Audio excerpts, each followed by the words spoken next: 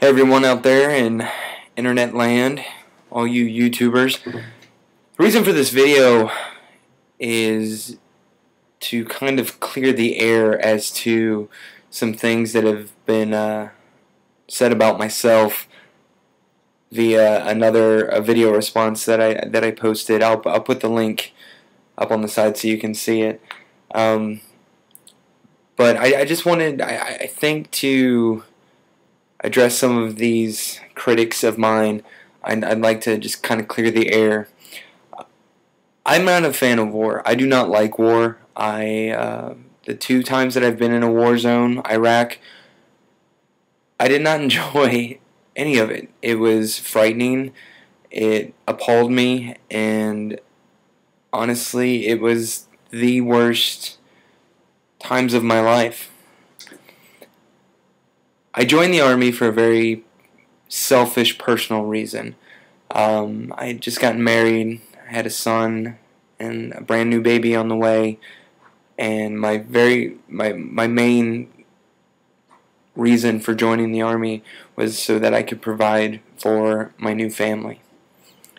And I consider myself patriotic. I mean, I love the United States. I love my country. I'm proud to be an American.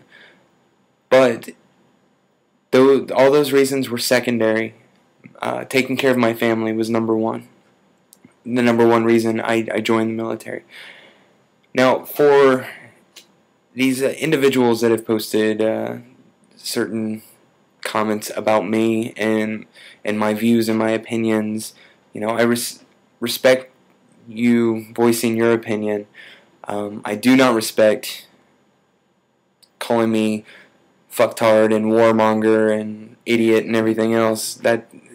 That's not constructive, nor does it really make yourself look any better or any smarter than me. War is not a good thing. Unfortunately, conflict is a part of the human race. It doesn't matter your religion, your ethnicity, none of that matters. There is going to be conflict in your life, whether it's small, you know, one-on-one conflict, hey, you cut me off in traffic, or if it's 2 nations arming themselves and marching out onto the battlefield. That's the reality. That's the reality. That's how we as human beings are. And as a whole, there's some very peaceful people out there. Don't get me wrong. But as a whole, human beings, conflict is just a part of who we are. But to these critics, trolls, whatever you want to call them, no, I do not support war. The times I was over in Iraq, I saw some horrifying things that really affected me in a lot of different ways, mentally, emotionally, and at times even physically. I can't talk about some of this stuff just because the military is very touchy about some of that, but I would like to share a few experiences I had. When I got in country, Iraq, the first time, I got there October time frame.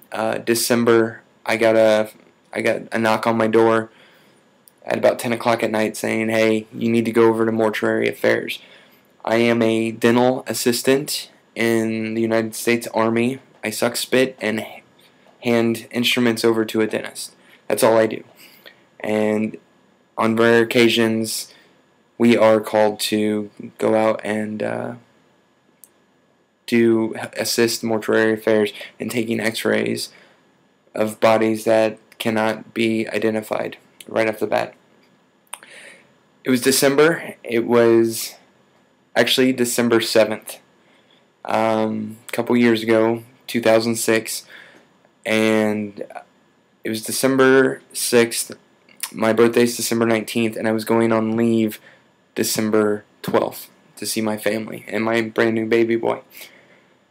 So I get this knock on the door at 10 o'clock at night. Hey, go to mortuary affairs. I go to mortuary affairs, and I'm not going to go into detail about what I saw, but the end result was that the individual that I helped identify was a guy that lived right down the street from me. I didn't know him personally, saw him all the time, hey, how you doing? But never really got to know him. And that had a huge impact on me. I mean, it jaded me. It totally screwed with my head, and I didn't know what I was doing. If I was right, if I was wrong, any of that.